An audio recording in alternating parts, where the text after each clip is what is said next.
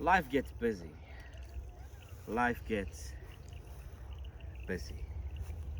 You gotta find some time to quieten down the noise. And maybe you are unable to get into a space like I am in today.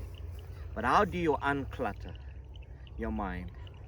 How do you take things that are troubling your mindset or prohibiting you from thinking clearly?